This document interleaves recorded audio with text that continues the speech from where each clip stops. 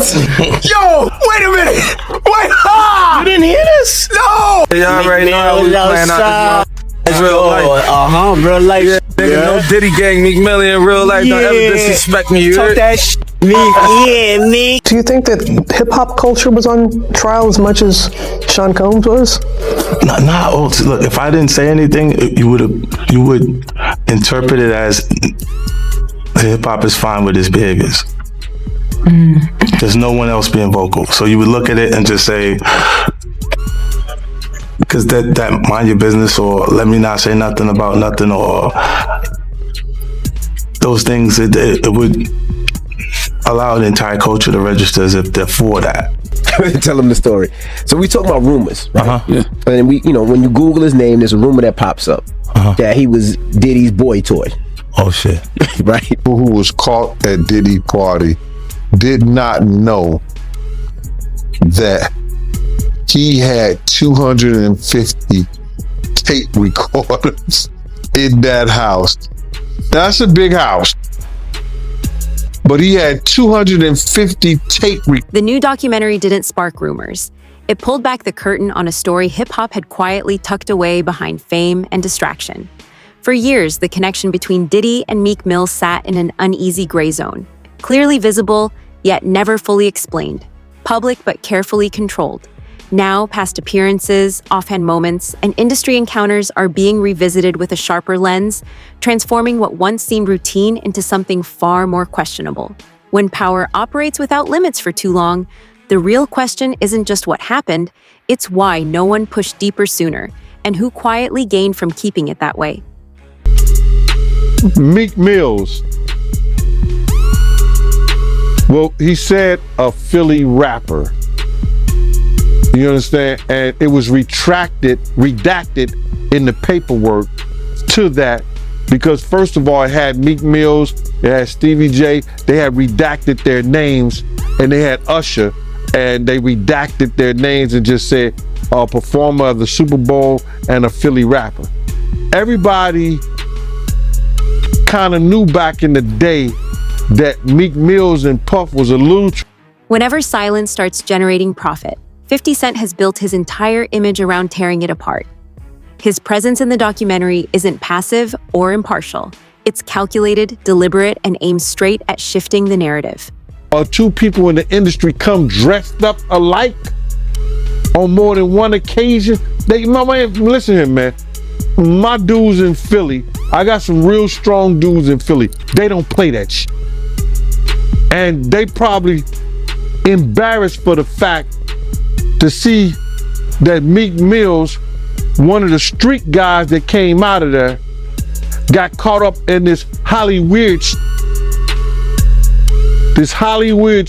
whereas that he's dressing like, he dressing the same he dressing like Diddy, hugged up with Diddy. I think that Lil Rod know a lot of shit, but I know this. Two men dress alike, it's just like two men laying down. When they both get up, they both homos. And that's real talk, bruh. My man, you go to a party, dog, and the nigga got the same shirt you got on, I'm taking my shirt off. I'm walking around in a t-shirt. And then, not to blow Meek Mills up out the water or anything like that, it was said that they checked his Google search and all the other shit, and he was searching for some online gay porn and all that other shit like that. Oh, wow. That shit crazy, bro. But listen, those are what, it's crazy that money, that lifestyle, and you trying to fit into something get you. These guys never set out to do all this shit. Meek Mills, when he got into the game, he didn't set out to be questioning about his manhood with Diddy. But he put himself in that position. As someone who navigated the industry without leaning on its protection, 50 Cent speaks with the clarity of a witness who stepped away before the system could close in around him. By choosing to speak now, he redirects the pressure away from guesswork and places it directly on those who remain silent, while influence operated without limits. To turn around and just tear his whole life down, but it's all because of his mentors and the people that trained him and taught him the music business. You know, it's all about the people who trained and taught him the music business, because Puff wasn't he wasn't born a monster. You know what I'm saying? He was made into a monster, brother. Do you understand what I'm saying? He was made into a monster from the stuff that happened to him, the things that he had to do. You understand? The things that he had to do to become who he is. You know what I'm saying? You know, it's like this, brother. You never like something so much that you can't do it out, and you never be willing to do anything to get where you want to be at. You gotta have principles, you gotta have morals, you gotta keep with that stuff. And in that music business, a lot of that stuff get thrown out the window. You understand? And that's what happened to him. He started doing the things to other people that was done to him. To keep, he was doing the things to other people that was done to him. And it is what it is. You gotta know better. And if you know better, you will do better. When he was in New York City, he was like that gecko from the Geico commercial. Then he turned and started going, when he lived in Cali and Miami, he turned into Godzilla. I would see him talk about how he using drugs. He was never like that. Smoking cigarettes, smoking weed and everything like that. He turned into something that you could consider a monster, bruh.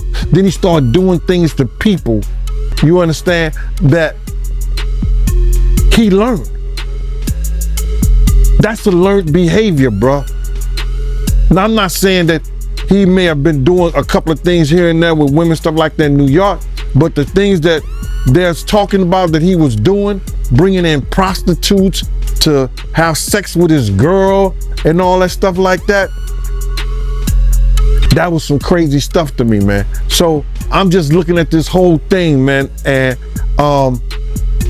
you had asked me, and we don't have these conversations like most people do. We're gonna go back and you're gonna tell me what, we're gonna talk about this. You said, I'ma ask you how you feel, bro. I don't want no man to ever go to jail and be leaving their kids behind, be leaving their family behind. You understand? But some dudes belong in jail based on what they do and how they do it. We know that to be true. And it's just this situation, man, when they get down to all the facts and all what happened, he may belong in jail, bruh. And that's not my doing. That's not Cassie doing. That's his doing and his learned behavior from the people that mentored him. You gotta realize, man, he learned from Andre Harrell. He learned from Russell Simmons. He learned from Clyde Davis. You understand? When those people are telling you. Meek Mill stands at the center of this narrative, not as someone being blamed, but as a deeply complex figure shaped by pressure at every level. His journey has always been defined by conflict, authority, and survival, from the streets to courtrooms to high-level industry spaces. The documentary hints that his closeness to power wasn't necessarily protection, but a form of pressure, where success comes attached to unspoken expectations that are quietly enforced. In hip-hop, loyalty isn't just respect. It often becomes silence that lingers long after the spotlight fades. That sounds strange. Because you as a man, if you know you ain't do nothing and you ain't got no problem with nothing and you sure with yourself, you don't give what nobody else say? Why you gotta hire somebody that you want to make sure or prove to somebody else that you and Diddy didn't have a relationship when you know within yourself you didn't have a relationship with him? Tell him, give me that 100,000. I'll tell everybody, Meek Mills ain't do shit with Diddy. And make sure everybody know that. Don't make no sense as a man. They talked about Jesus Christ. What are you worrying about what they say about him? Do you think maybe he just wants to know what the feds know about him? The feds gonna let them know anyway. When Diddy gets discovery, if he lets this go to the point whereas that whatever the feds is charging him with, they have to give discovery. Now, they don't have to give and show everybody what's on those tapes. You understand what I'm saying? And those tapes could be locked up and sealed away for a very long time.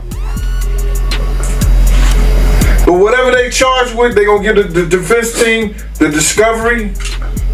And if it's seen that somebody is there doing something that appears to be illegal, and he's a part of that, it'll be in the discovery.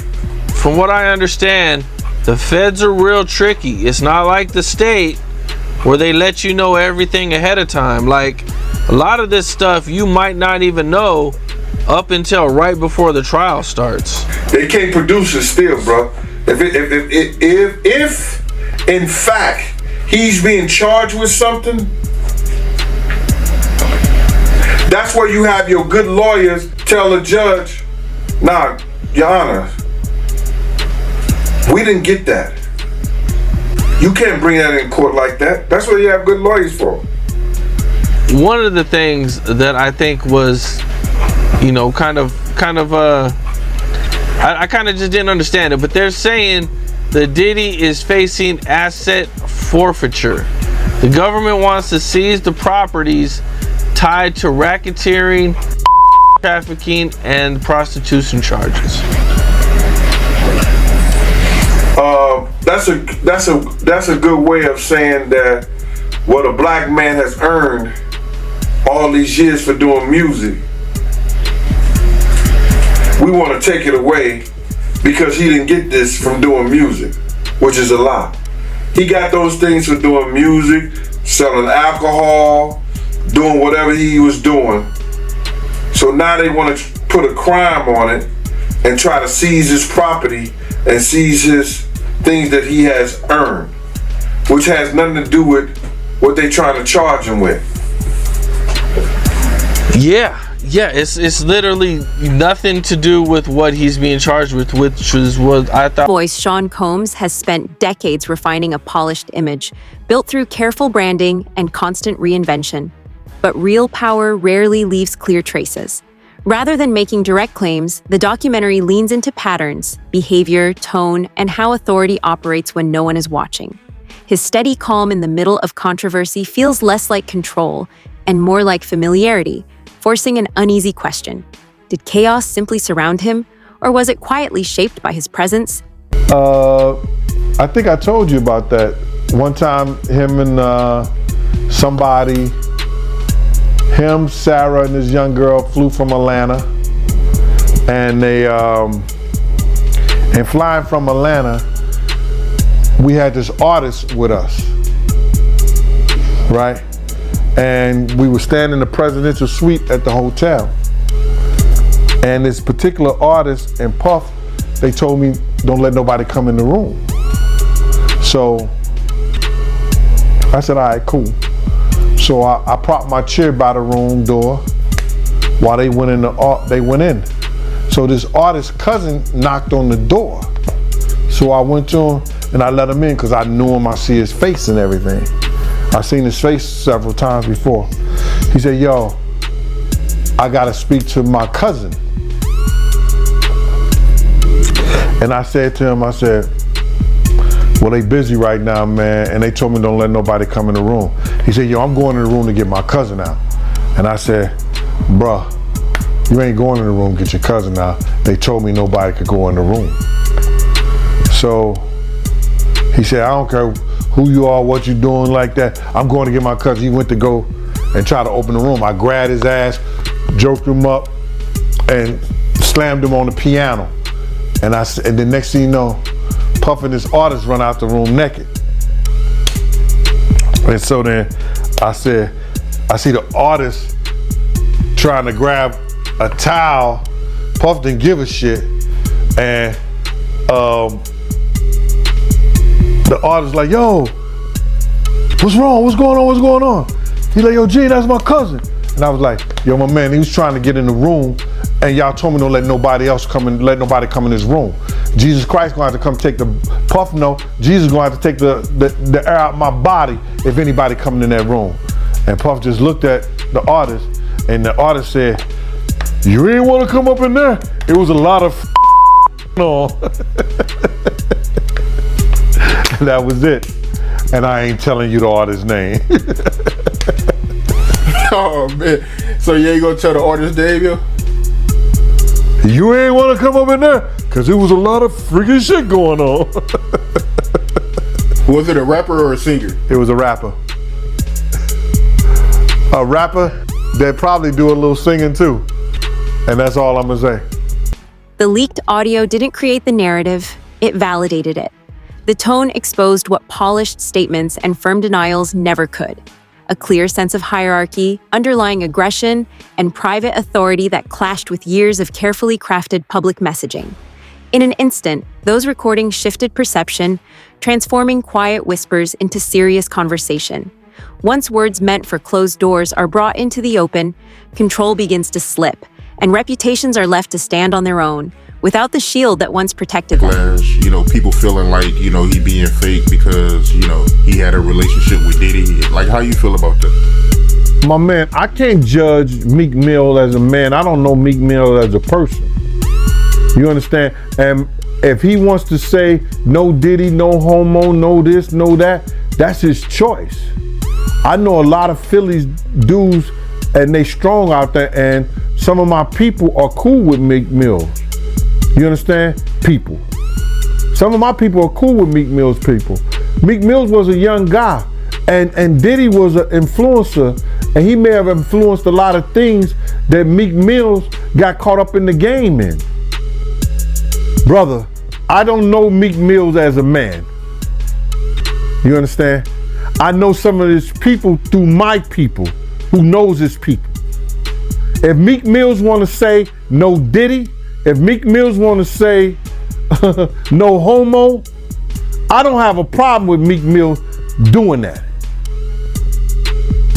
Meek Mill's got to deal with what he got to deal with based on the relationship him and Puff had. Dressing alike, being cozy, Puff calling him daddy, saying little innuendos to him. People are looking at that and saying Meek Mill is wrong for saying no Diddy. But you can't tell a man how to spend his money and how to make love to his wife or his Diddy. So, I don't know. I don't know, Mike. I just don't know. Nah, I feel you, man. You know, I get it, man. I see where you're coming from. But I gotta ask you about this party, right, that Diddy threw for Meek Mill. You heard about how the owner, she came out saying that she found used condoms, lubricant, razor blades, powder, blood on the bed sheets. You heard about this? No, what happened is that Diddy had rented a mansion out for Meek Mill's birthday party, and he had rented it for like $25,000. I remember we rented one of Cher's mansion out. You know what I'm saying? And that's the day he had fired his cook, but that's a whole nother story. You know what I'm saying? It was me, Wolf, Mace, was Ock staying there? No, just me, Wolf, Mace, Puff, and there was one other person staying in the mansion. But anyway, long story short, is that they came recently.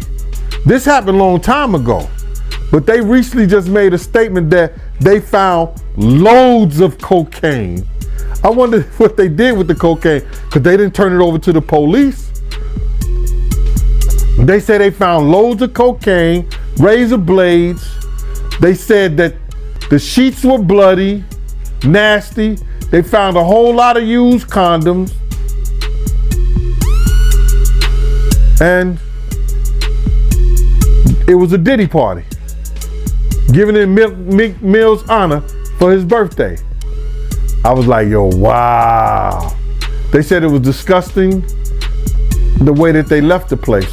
So I know they got hit with another bill on top of that $25,000 and the different deposits they had to put down for cleanup and all this other stuff.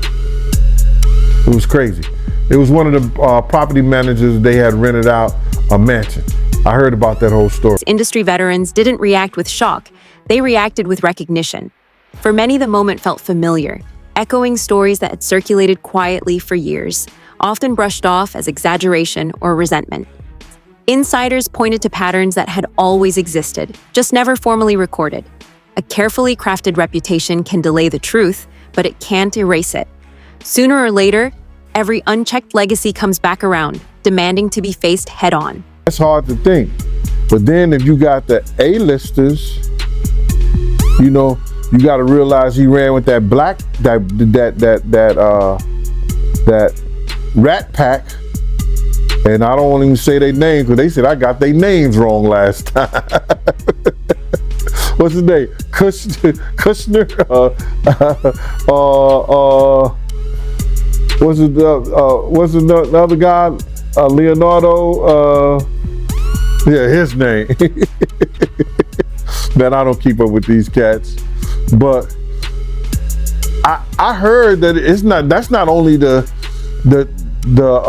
tape that's being shopped. There's some other tapes out there, other people too with him. And him doing some things with some other people. So there's quite a few tapes that might be out there, what they're hearing. And I don't want to see the tapes, but I want to know if they really true. Because if they got if they got some tapes out there and it's with some underage, whether it's celebrities or not, it's gonna be crazy, bro. It's gonna be real crazy. And they're gonna have to bring that to forefront, because the prosecutor's gonna want those tapes. And they're gonna do whatever they have to do legally to get those tapes. No ifs, ands, and buts about it. So we just better hope for his sake, that's just a bunch of bull crap. But then there's lawyers out there saying, yeah, the tape does exist. Lawyers got on television to say the tapes exist. I don't really know or trust that, because they was trying to say he had a tape with one of the bodyguards and this lady that came out. So we don't know what to think until we actually see that, and we get that version. You remember we had that bootleg version of R. Kelly tape? Yeah, I remember that. They don't even bootleg. Yo, they don't even bootleg no more, man. So it's gonna be hard to figure it out if it does exist. Do you believe the guy in the tape is white? If he's bigger than Diddy and he's not none of the names that I said, probably so. But then they say he was young too. Yeah, they say he was young. Let me get his name right. I hope it ain't the Bieber. I hope it's not the Bieber. That's a good one. It might be him. But if they saying that the guy is young and he's an A-lister, I can't think of that many black people, man. Right. Not at all. And somebody that more powerful, more of a celebrity than Diddy. You understand what I'm saying? If they were saying somebody that was more celebrity than Diddy, he was an A-lister, he was younger, you know what I'm saying? And if he's not black, it would have to be the Bieber. That's his name, Bieber? Just turn it in a matter of years, the way he was doing people, man. You understand? Check this out, bro. He led Biggs to his death. He caused a rift between Wolf and BMF that led to Wolf death. Cussed Wolf mother out. Lied about owing him $300,000. Cause you had asked me how I feel, and I'm gonna get into how I feel. Took a good friend of ours who raised money when he had the City College tragedy. A good friend of ours did things to make him popular in Harlem. Let him hang with us, be part of our crew the whole 9 yards. Disrespected him and wouldn't help him. This is how I feel about him being locked up and going to jail. Some people, their karma is so strong for what they do and what they did. The stuff that he did to Craig Mack. You understand what I'm saying? The stuff that he did to Black Rob and all those people in the spiritual world right now. His karma was about to catch up. It was bound to catch up with him. You understand what I'm saying? His karma was bound to catch up with him, brother. So all these things that's going on right now, the learned behavior, what he got from these people who was not living spiritually correct with their behaviors and the things that they've done. This story stretches far beyond individual artists and cuts straight into the engine of the industry itself. Behind every superstar is a network of handlers, financiers, lawyers, and gatekeepers quietly steering outcomes from the shadows. The documentary suggests that in hip-hop, protection isn't built on loyalty. It's earned through usefulness.